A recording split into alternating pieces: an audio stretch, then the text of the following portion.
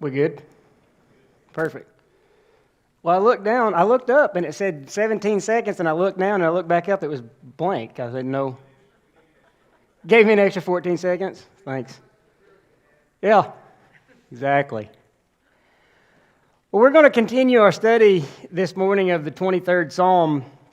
And as I admit, can we turn that down just a little bit? Yeah. As we talked about these first couple of classes, we understand the 23rd Psalm is a metaphor. And the thing that I enjoy about metaphors is that it explains and allows us to understand things that maybe we wouldn't otherwise be able to understand. That we can take that idea and, like I said, we can extract the meaning thereof. And that's one of the things that makes the 23rd Psalm, I think, so interesting. And there's just so much to be learned from that psalm. And this morning, when we discuss, He makes me lie down in green pastures. When I thought about it, I wanted to start with more or less kind of a simple question. And I had to back up a step, because the question is, why does He make us lie down in green pastures? But I realized that in asking that question, it is with the assumption that we all agree that it is God who makes us to lie down in green pastures. So I assume we can all agree on that premise. But for me, the question is, why? Why does God make us lie down in green pastures? And one of the things and I skipped over this, one of the things that we have to understand, and I don't know why I skipped over this because it's really important, but the metaphor of He makes me lie down in green pastures is obviously a metaphor for prosperity, for success. Like, this is our prosperity. So why does God cause us to prosper? Why does He make us lie down in green pastures?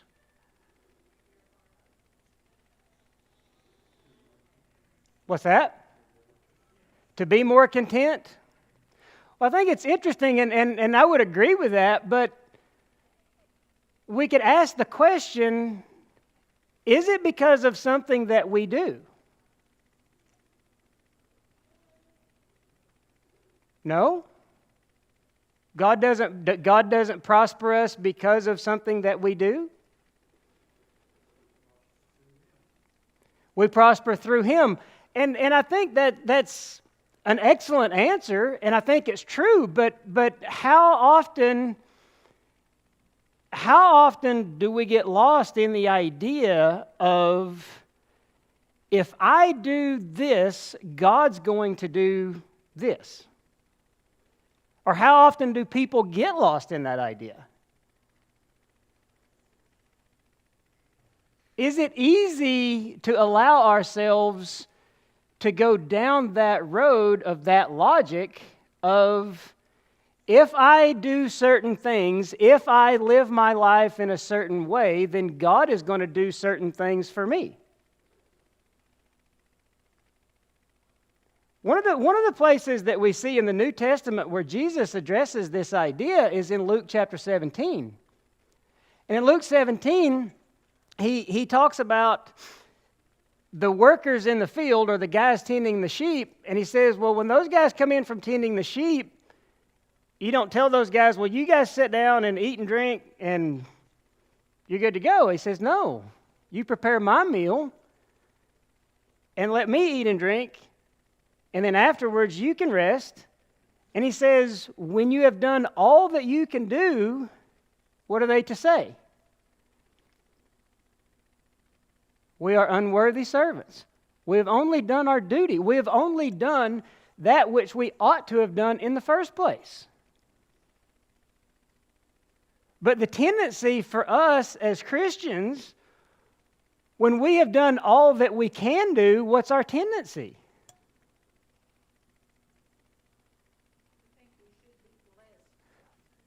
somebody should at least recognize my hard work. I mean, I should get a thank you. Right? That's the attitude that's difficult to overcome, is that I should be appreciated or at least recognized for the things that I do. And we think about that and we think, well, that's kind of disheartening to think that when I've done all that I can do, when I've worked as hard as I can work, and I've struggled as much as I can struggle, even at that point, I should say I'm an unworthy servant. But if you think about the alternative, that's so much better. Because the alternative is, what if we did all that we could do, and then God said, well, why haven't you done more? So you see, it's either one or the other. Either we admit that we are unworthy servants. We haven't done any extra. We've only done what we ought to have done in the first place. But the wonderful part about that is we realize that He's not asking us to do anything beyond what we're able to do. But rather He says, I will do that in you. So the reverse of that question, which is it because of something that we have done? The reverse of that question would be, is it because of something we haven't done? Are we blessed? Does God make us lie down in green pastures because of all the bad things that we don't do? Go ahead.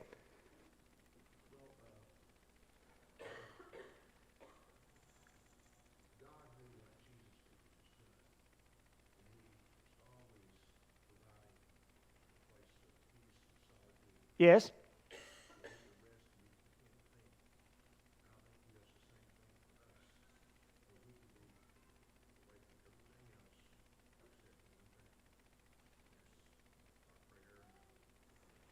Oh yeah, and I think in the example that Christ left for us, we can see in that example that what was the one thing that Christ sought?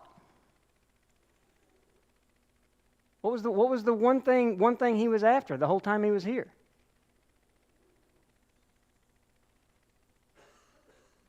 Christ only did one thing while He was on earth, and what was that?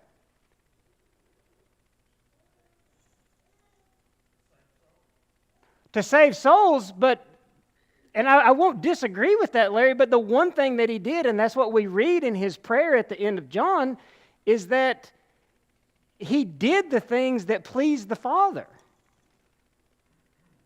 And with that same attitude, not because He thought He was going to get anything extra for doing those things, but because He understood that to be the greatest purpose in life. It's the same thing that we see at the end of Ecclesiastes that was written even long before Christ came, which was, this is the end of the matter, all has been said, and what does He decide? Fear God and keep His commandments, for that's the whole duty of man. Like there's nothing else to do. And like I said, I think the flip side of this, the other attitude that we have to address in talking about this subject is it because of the things that we don't do? And we see this example in Luke chapter 18 with the Pharisee. Right? Because the Pharisee goes up to the temple to pray, and he said, God, I'm so glad that you haven't made me like these other people, sinners. I'm not a swindler, and I don't remember all the other stuff that he mentions, but I'm not like those people. Right? And it's funny because when we read that, at first glance, it's not a terrible thing to say. To say, well, I'm grateful that God has made me good people, that I had a good upbringing, that I was taught not to do those things. But what's the Pharisee missing? What's he missing? What he's missing is the fact that it's not because of his goodness that God is blessing him. It's not because he doesn't sin or because he doesn't do whatever else that God is blessing him. And that's important. That's important for us to remember. And another thing that the first time I went through this, it was pointed out to me, and I think it bears pointing out in this conversation. Why does he have to make us lie down in green pastures? Huh? Humans are busy? Could be. Well, if we look back in the Old Testament, why did God command the Sabbath? What was the purpose of the Sabbath? To rest, but what was the purpose of that rest? And it's just like he did the same thing with the manna, right? Because when the Israelites went out to gather the manna, how much did God tell them to gather? Exactly the amount that you need for the day, and on Saturday you gather double that amount, right? What was the purpose of that? What was he trying to teach the Israelites through that process? To trust him, absolutely, Butch. He was, and what happened to all of the extra manna that they gathered? It spoiled. And he's saying, I'm trying to force you to trust in me, which I know is hard, but he was trying to teach them that lesson. Okay, so for us,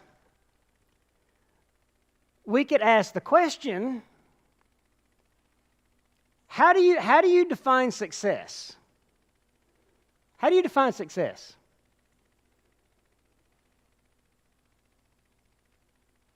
Any takers?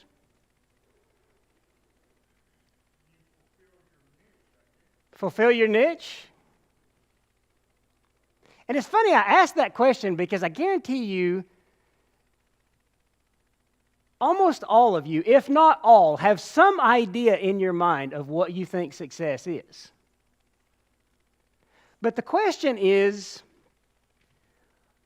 what if your definition of success is not the way God defines success for your life?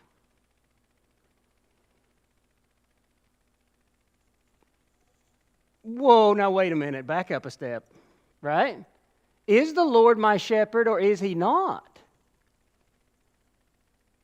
That's hard. That's hard for me. Because we as human beings, we all have that idea of success. We understand success. We know that success is good. We know that we're going to work towards that. But what if, just a long shot here, what if that's not what God has in mind for you? And here's something, and I shouldn't think like this, and I don't know why I do, but what if your perceived, quote-unquote, failure was for somebody else's benefit? That makes it even harder. In other words, what if the fact that I haven't reached the places that I thought I would be, or I haven't reached the goals that I set for myself, or that I'm in a position that I am uncomfortable in and dislike, what if God has placed me there for the benefit of someone else? So we start to see, when we think like that, we start to realize if we accept that the Lord is my shepherd, we have to accept all of these other things to go along with it. You can't accept just one part of it. And that was one of the things that I mentioned in the very first class, is to say, if the Lord is my shepherd, then I have to be content in going where he leads me. And one of the things that makes this whole thing really difficult is justifying together the fact that we have free will with the providence of God. Those two things are difficult to think about at the same time. But I love the way Jesus explains it in John chapter 15 when he talks about the vine and the branches. In other words, he says, as long as you abide in me and I in you. It's that abiding in him that causes us to flourish. And he in us. And he even finishes that statement in verse 5 with the comment, apart from me, you can do nothing. Apart from me, you can do nothing. That is so difficult for us to accept. And I don't argue that it is difficult, but it is, and that's what when we look at this whole thing from top to bottom, does God make me lie down in green pastures because of something that I do? No. But that's also one of the greatest encouragements thereof, because it means that there's not something that I have to do, not some obstacle that I have to overcome in order to be blessed by him. Okay, and then you go to the second one. Is it because of the things that I don't do that he blesses me? In other words, is it because of my own exceptional willpower that God blesses me? And the answer is no, which is also one of the beautiful things of the gospel, because if it were, I know myself well enough to know it would not work. While at the same time, he is calling us to trust in him, to trust the outcomes to him. That whole concept is just, it's hard. It's hard. But one of the things that makes it make so much more sense is the fact that in the New Testament, we are described as God's children, not God's employees. And it's so easy for us to get into the habit of thinking, which I'm not going to argue that we are workers for the Lord and all of that. I'm just saying it's difficult for us to get beyond the idea that I work, I sacrifice, I obey, and this is the result. But if we look at it the same way, do we love our kids because they're obedient? Do we give our kids things because they don't get in trouble? Are we going to love our kids more if they do well? Are we going to love our kids less if they don't do well? We all know the answers to those questions. But it's hard for us to stop and realize, maybe it's hard for us to accept that that's the way God sees us. It's hard for me to accept. And I think one of the things that makes it hard for me to accept is realizing that, and here's what, the thought just crossed my mind, and here's what makes this crazy. Because I want to say, well, if God knew how I really was, there's no way he could love me that much. Right? Yeah, I know we chuckle like, hey, do I not think that he really knows who I am? Do I not think that he really knows my own sinfulness better than I know my own sinfulness? So if he does that, how can he possibly love me as a son? That's the way we want to think. But when we read this passage, when we accept from the beginning, the Lord is my shepherd, he makes me lie down in green pastures, What do either of those two statements have to do with me? The only part of that statement that has anything to do with me is the fact that I abide in Him, that I trust in Him, that I have faith in Him. That even with all of my shortcomings, He still makes me lie down in green pastures. Even with all of the things that I haven't done, He still makes me lie down in green pastures. And I think that's the part that is hard for me to wrap my mind around. I don't know about all of you. Maybe the class is just for me. Maybe I should turn around and watch it over. Well, one of the things, though, that along this same lines, one of the things that makes a lot of this difficult, and this is along that same line of the Lord is my shepherd and trusting Him to guide our lives, is how can this statement be true in the lean times, in the difficult times? What makes it true? What makes it continue to be true? One of the things that was pointed out to me, and I thought this was an interesting thought, and I won't mention any names to protect the innocent, but if we think about the topography of that day and time, greener pastures were few and far between, right? And there were lots of very rough terrain between those green pastures. You know, I think even now, though, so we understand that you have to follow the shepherd through the rough parts to get to the greener pastures, but even in this place and in this time, we understand that there is no spring without winter. Right? A life without storms is a desert.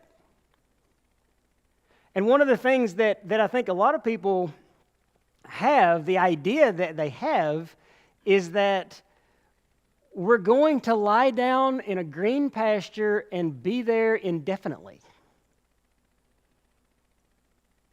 Is that the way life works?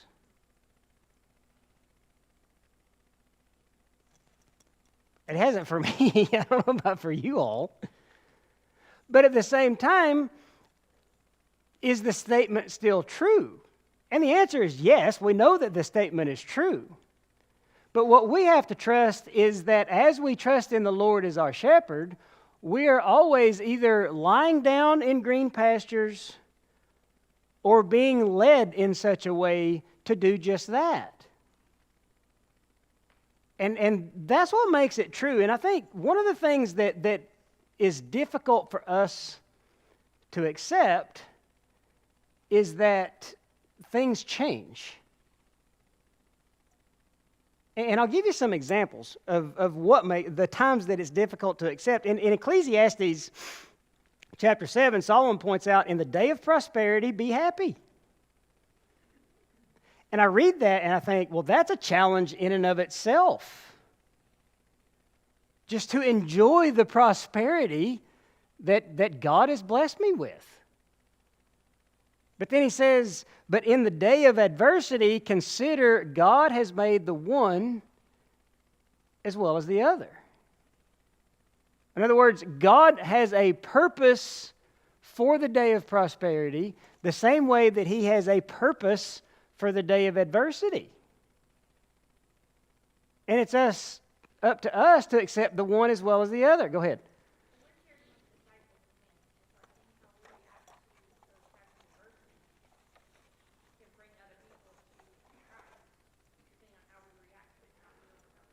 I agree with that 100%, and I'll tell you an example where this just came up this week.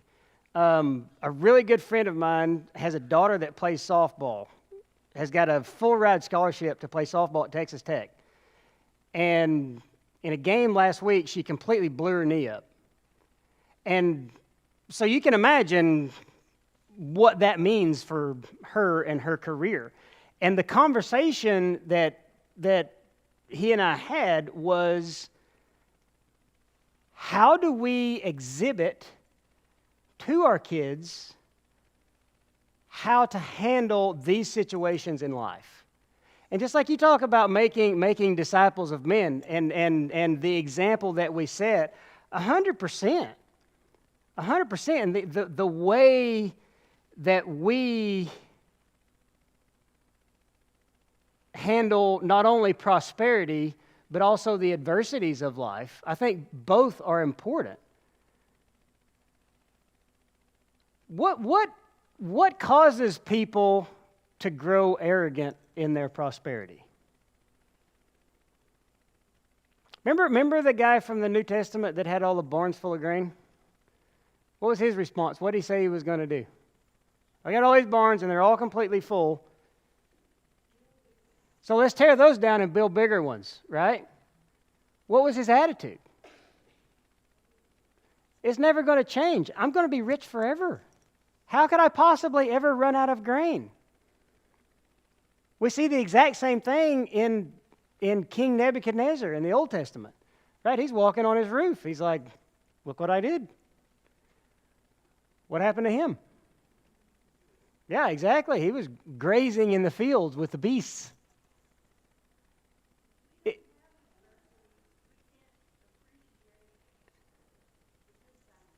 That's true. That's true. If we don't have adversity, we can't appreciate the good times. But I think the point here is that in order to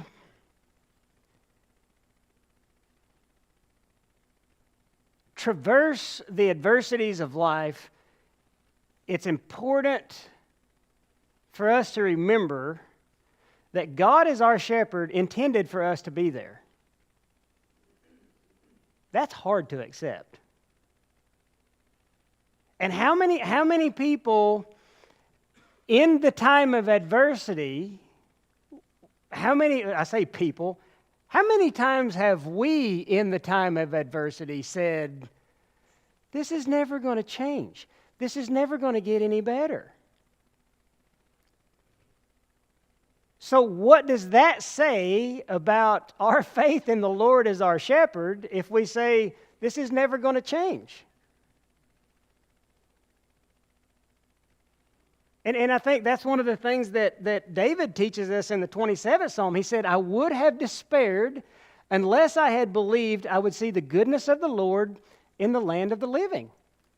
In other words, he took that attitude of, I know I have the option to despair, but I fully understand and I fully believe and I fully trust that I will see the goodness of the Lord in the land of the living.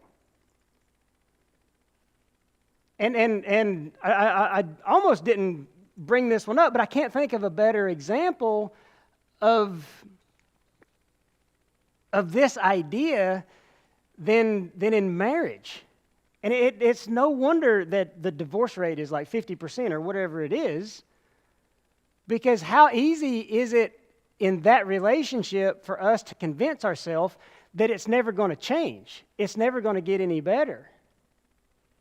And I'm not living the rest of my life like this. So we're moving on. Okay, we can plainly see it in that situation, but at the same time, the same attitude applies in all of adversity. Go ahead. I think that it's a matter of maturity. 100%.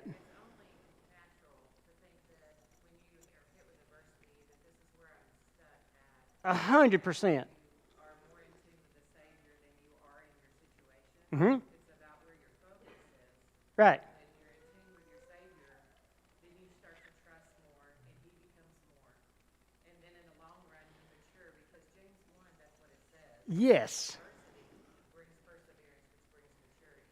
So it's a process. So, and I agree with that 100%, and to illustrate that point, why didn't the Israelites go from Egypt right over into Canaan? Well, they didn't trust him, number one. What other issues did they have? They weren't thankful. They constantly complained. I mean, we could go on. I'm just saying. So I look at my own life. So why don't I get to go from, well, just the way it says, why don't I get to go from bondage across the Jordan River? And for the same reason, because God has things that He intends to teach me along the way. Along the way. So, with that said, back to the original statement, I think the entire 23rd Psalm hangs on that first statement, which is the Lord my shepherd or is He not? And when it comes to this statement of He makes me lie down in green pastures, the same idea applies. See, and here's the 27th Psalm, the very next verse, after he said that, David writes, "Wait for the Lord, be strong, let your heart take courage, yes, wait for the Lord." When would you like to have your green pastures? I want mine yesterday. Right? But there again, and I think that goes back to your comment about maturity. Like, can we not only accept the fact that it is God who makes me to lie down in green pastures, but also accept the fact that He makes me lie down there on His timeline? When He wants me to lie down there, not according to when I want to lie down. That makes it difficult. Because in between there's lots of challenges when we're in the adversity, when we're in the wilderness, so to speak. How often do we ask ourselves the question, is there something that I should be doing? Like, why is my life not turning out the way that I thought it should be? Is there something that I'm not doing? Okay, but that goes back to the original question that we asked, which is there something we have to do in order to be blessed by God? And the answer is no. So when we say, maybe there's something I should be doing that I'm not, the real answer is what? The real answer is, maybe I should be trusting more. Maybe I should be more patient in waiting for the Lord's answers to my questions. That's difficult to accept. Well, wait a minute, what if He doesn't have green pastures in mind for me? That's even more difficult to accept. What if He don't? One of my favorite statements from the Old Testament was Shadrach, Meshach, and Abednego, and they told the king that they knew that God had the power to save them, and they followed that up with what? What was their comment? Even if He doesn't, we don't care. We know that He can. If He doesn't, we're not bowing down to you. That's one of my favorite statements from the whole New Testament, or the Old Testament, just for that reason. And the same principle applies when we're talking about all of these green pastures, that all of us have this idea of what they should be and when we should have them.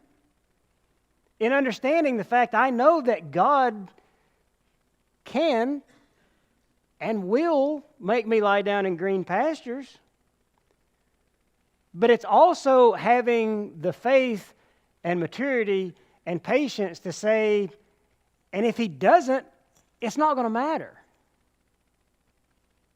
I will continue to abide in Him even if He doesn't.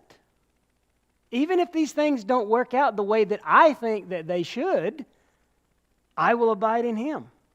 I will trust in Him. Those are difficult things to do.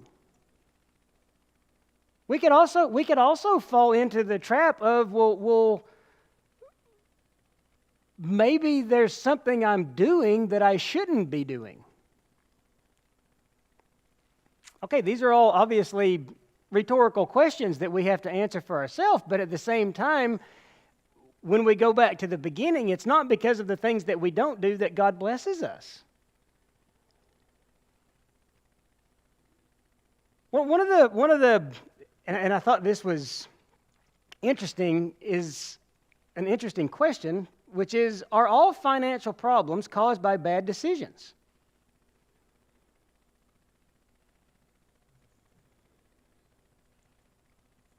No. Sometimes it's just a matter of circumstance.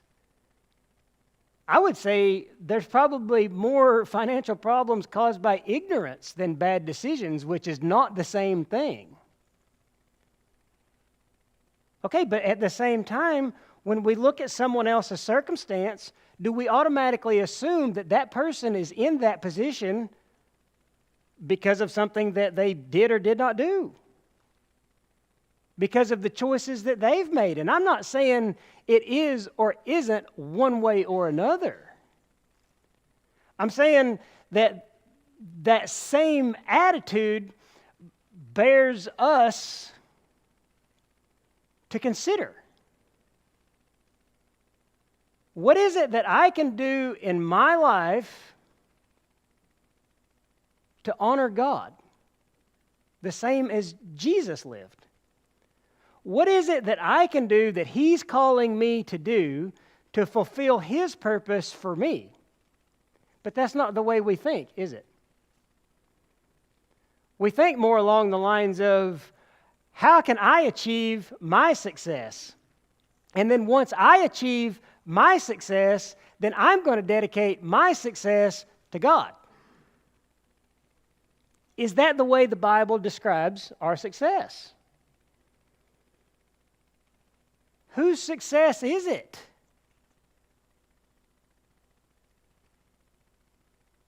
Whose success is it? Nobody wants to say? It's His success. Just like Christ said in John, apart from me, you can do nothing. But the tendency for us is, I want to take that success and look what I have done, look how much I've achieved, and in my great and wonderful humility, I'm going to offer that to God.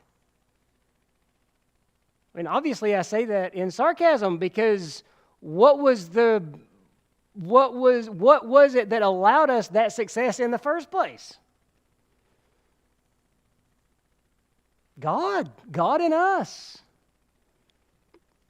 fulfilling His purpose. Right? That's hard for us to accept. And what makes it difficult is because we want to say, well, okay, if I'm working this hard from one day to the next to achieve this success, but it's not my success, how do I continue to be motivated to achieve the things that I'm out to achieve? And what's the answer? What did Paul tell us was the answer to that question? If we only understood this one thing, we would probably be doing more than what we're doing now. And what is that one thing? What was Paul's prayer for all the churches? That they would what? That they would know the love of Christ. If we could only wrap our minds around how much Christ loves us, it's at that point that you realize it makes the rest of it make sense. He blesses me because He loves me. He leads me or makes me lie down in green pastures because He loves me. And the funny thing about it is, do we ever stop to consider that God may have bigger plans for our life than we have for ourselves? I mean, we stop and think, what are the biggest plans I could possibly have for my life? What are the greatest accomplishments that I could possibly have for my life? And what's Paul tell us in Ephesians 3? What's Paul tell us that God is able to do in us? He can do, the NIV uses the word imagine instead of think. And that's one place that I would take that one.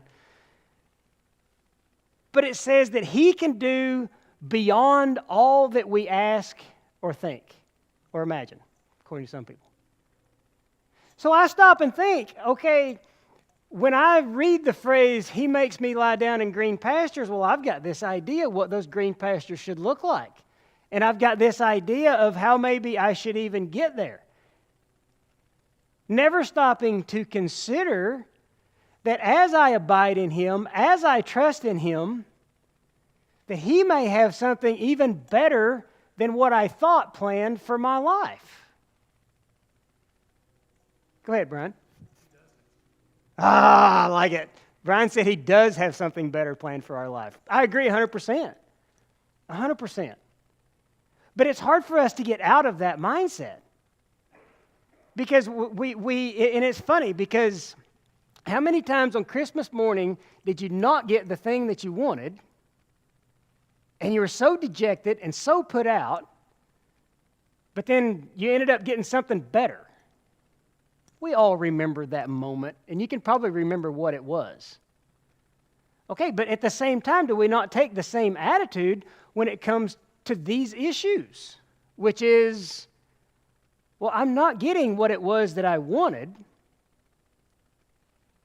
but we fully understand that because of God's grace and because of His love for us, that He could very well be leading us to something even greater than we would have thought possible. To greener pastures that even more green than we thought they could be. So we see how our ignorance maybe plays a role in this. Like we don't consider those outcomes. Go ahead.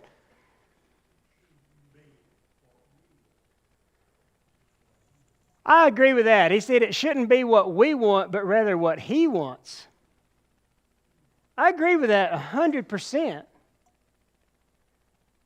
But there again, it goes back to the very first comment that I made of the very first class.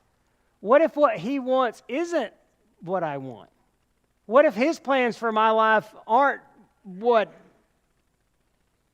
for lack of a better, aren't what they should be? Right?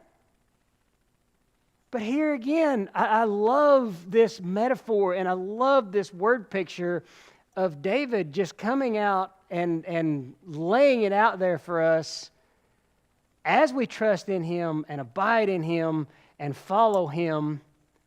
We can live in full faith and assurance that He makes us lie down in green pastures. And that's a wonderful promise. I think the hard part is for us to get out of our own way and allow God to do what He does. So anyway, I think that was the third bell. So any other comments? All right, we're going to stop there then until next Sunday.